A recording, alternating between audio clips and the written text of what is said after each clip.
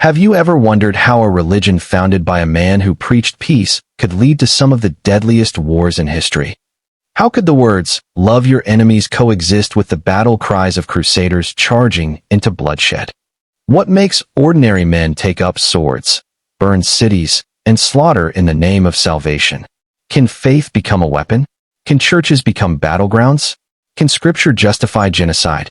Why did entire empires rise and fall, believing they were fighting for God?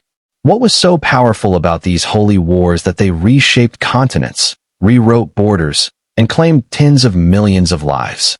Did they fight for heaven, or for power masked as piety? And if these wars happened centuries ago, why are we still feeling their aftershocks today?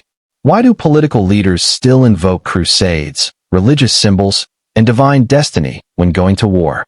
What if I told you that your country, your beliefs, your identity may still be influenced by wars most people have forgotten? What if these conflicts weren't just historical, but prophetic?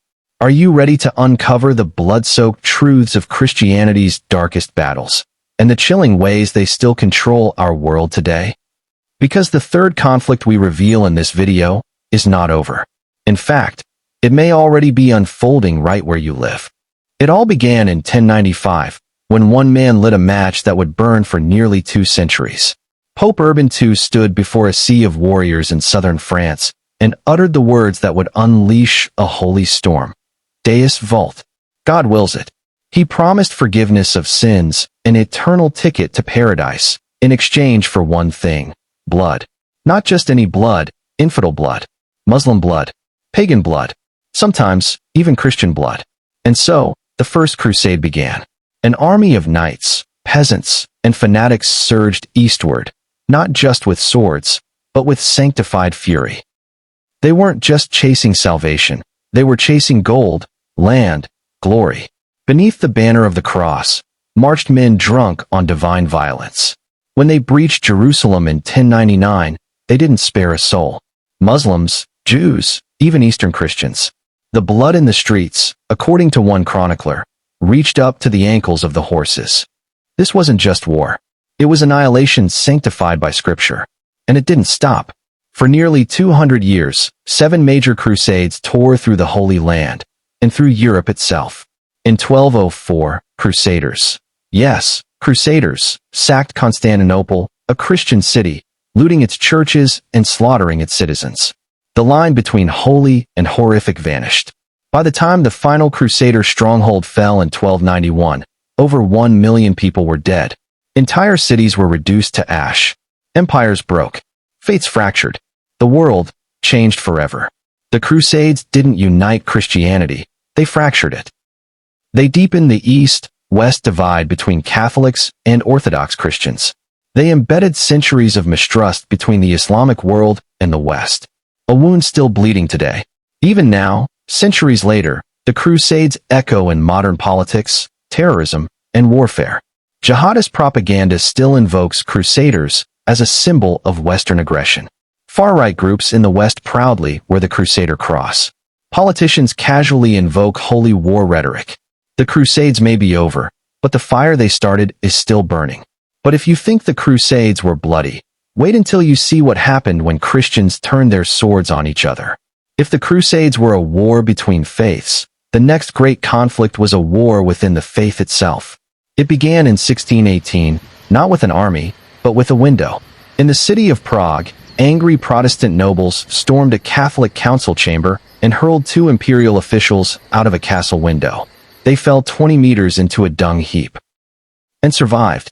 But that moment, bloody, absurd, and deeply symbolic, ignited a firestorm that would consume an entire continent.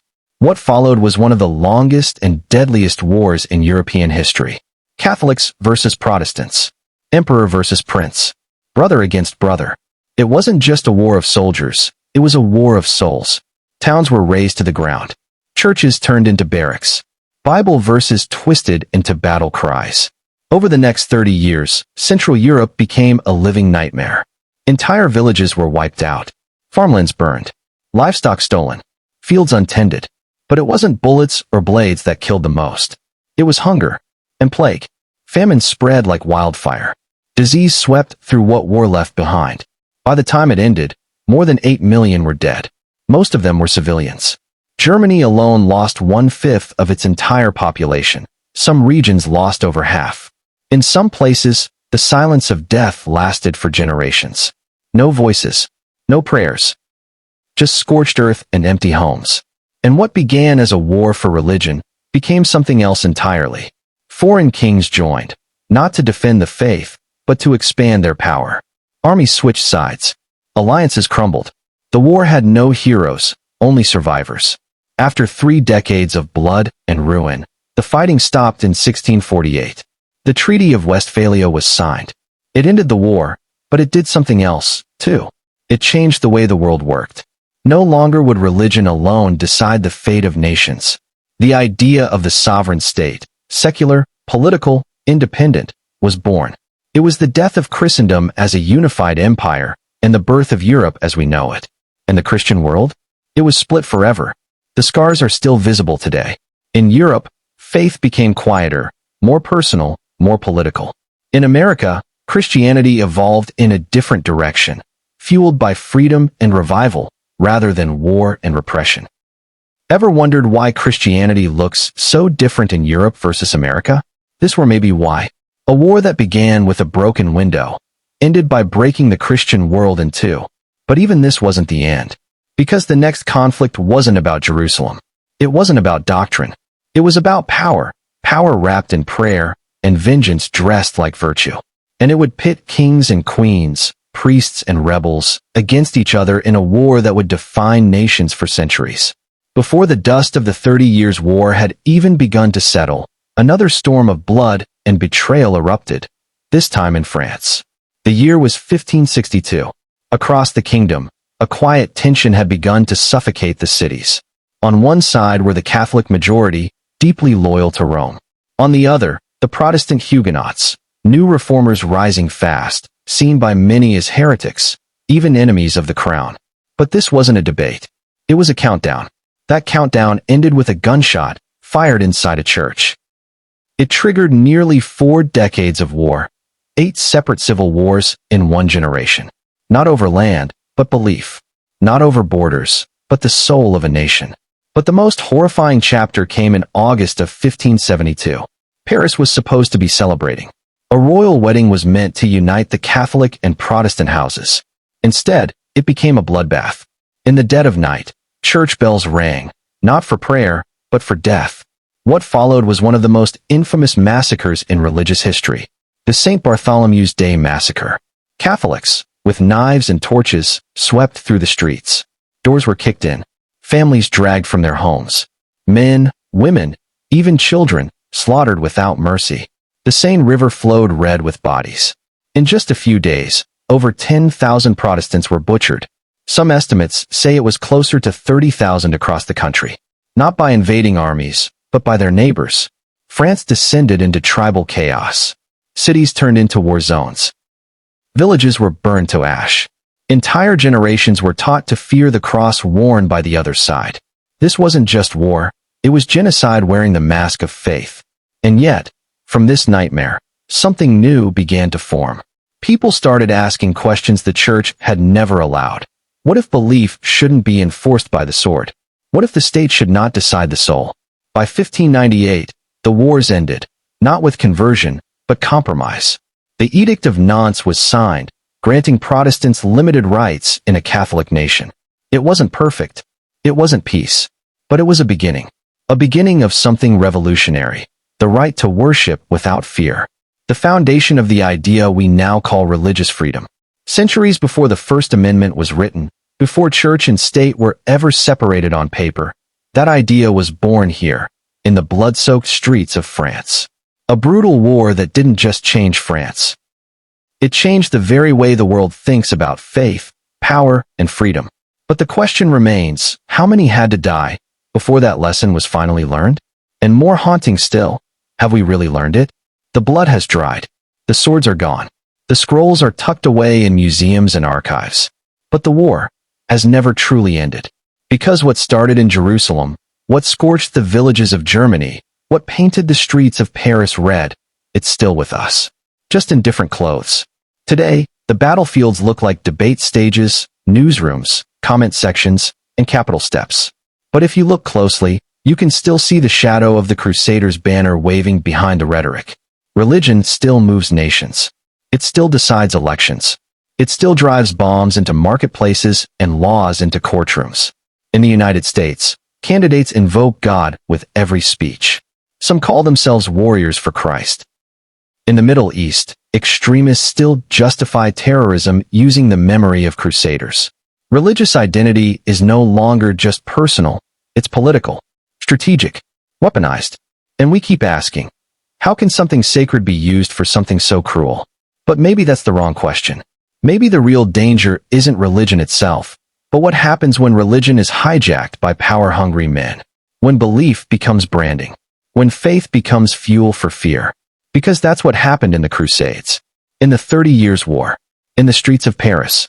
Behind every holy cry, there was always someone reaching for a crown, for control, for blood-drenched legitimacy.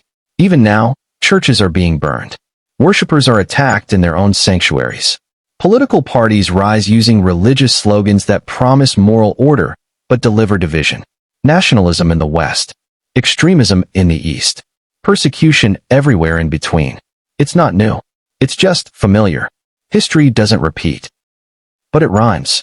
And right now, we're still reciting the same bloody verses, just louder. We think we're better than those who came before us. More enlightened. More modern. But how different are we, really, when we still divide, still demonize, still kill, in the name of God? The truth is, the past isn't behind us. It's inside us, etched in our politics, whispered in our pulpits, coded into our culture wars.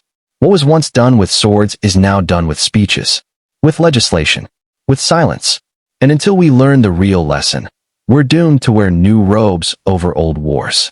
So now I have to ask you, which of these wars shook you the most? Was it the holy armies storming Jerusalem with the promise of heaven in their hands and blood on their blades? Was it the 30 Years' War, where Christians turned on Christians, where faith starved more than it saved? Or was it Paris, where neighbors dragged each other from their homes in the name of religion, and the river carried their corpses downstream? And more importantly, what do you think we've actually learned?